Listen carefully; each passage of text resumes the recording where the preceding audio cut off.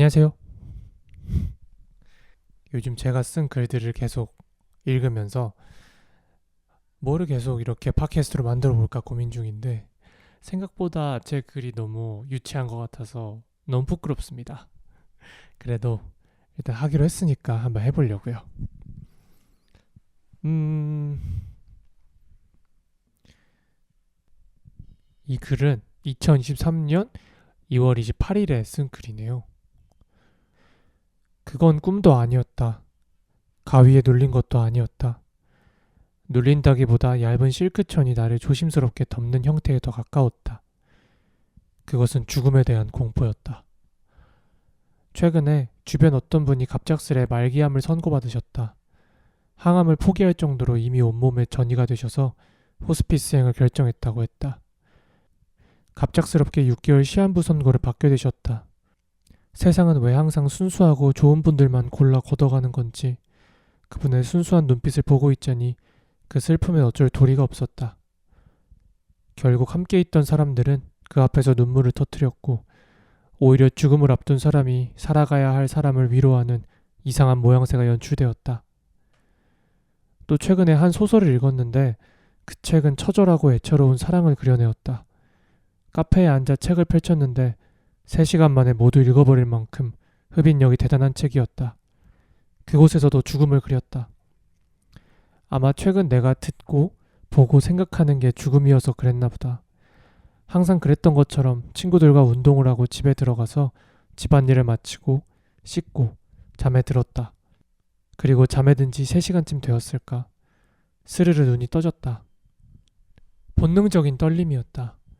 나에게도 언젠가 죽음이 다가와서 나의 목을 비틀고 영원히 잠들게 할 것이라는 분명한 사실 때문이었다. 그게 언제일지도 모르고 어떤 방식일지도 모른다는 사실은 덤이었다. 평소에 죽고 싶다고 공공연하게 말하고 다닌 나였는데도 막상 죽음이 가까이 왔다고 생각하니 두려웠다. 계속 살고 싶은 건 아니었다. 죽음으로의 과정이 두려웠고 나 없이도 2027년, 2041년, 2057년 시간은 계속 흐를 것이라는 시간의 반영구적 속성에 대한 두려움이었다. 뒤처짐에 대한 두려움이었다. 그리고 그 시간에 갇혀 계속 슬퍼하고 고통스러워할 나의 사랑하는 사람들 때문에 두려웠다. 사람이 죽으면 우리는 돌아가셨다는 표현을 쓴다. 돌아가다. 원래 있던 곳으로 다시 돌아가다. 죽는다는 것은 내가 원래 있던 곳으로 다시 돌아가는 일. 태어나 한 번도 죽어본 적이 없어서 그 길에 대한 공포가 서늘하게 가슴을 뒤덮지만 그럼에도 그 길을 뚫고 가면 곧장 만나게 될 나의 원래 집. 탕자가 집으로 돌아간 순간에 아버지는 더 먼저 뛰어나가 길목에서 아들을 기다렸다는 이야기. 수많은 이야기들이 떠올랐다. 우리가 가야 할 그 길이 무섭더라도 그 길목에 우리의 아버지가 팔짱을 끼고 한 어깨에는 우산을 걸치고 나머지 한 손에는 나에게 줄 우산을 들고 빤히 우리가 돌아오는 것을 기다리고 있을 것이다.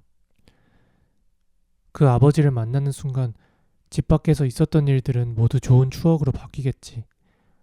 아버지를 만나자마자 밖에서 오늘 무슨 일이 있었는지 제잘되겠지. 뒤돌아 다시 밖으로 가고 싶다고 생각하지는 않겠지.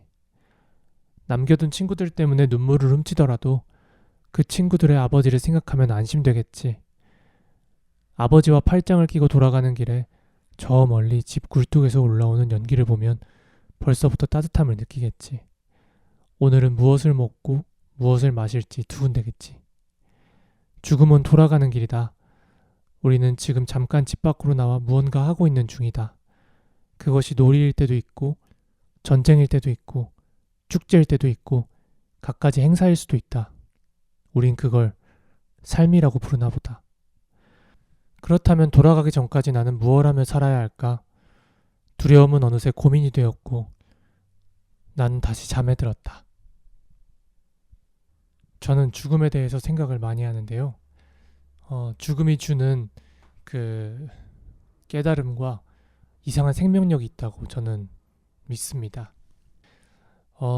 사람이 죽기까지 무엇을 하고 살아야 할까? 그 죽음이 결국에는 모두에게 돌아올 텐데 그때 우리에게 남는 것은 무엇일까? 이런 고민을 많이 하고 삽니다. 이 글에 나오는 그 암 선고를 받으신 분은 돌아가셨고요. 제가 본 가장 멋진 죽음이었고 멋진 인생이었다고 생각합니다. 너무 갑작스럽게 암에 걸리신 걸로 제가 알고 있고, 그래서 마지막까지 본인이 하고 싶고 본인이 돕고 싶은 사람들을 돕겠다라고 하시면서 작은 시골에 있는 어느 곳에 가서 계속 일을 하시다가 마지막에 호스피스로 가셔서 삶을 정리했다고 제가 들었습니다. 막 위대한 일을 하고 대단한 사람이 되고 그러다가도 죽음이 가까워지면 그게 다 의미가 없어지는 것 같아요. 그럴 때 인간한테 남는 게 무엇인지.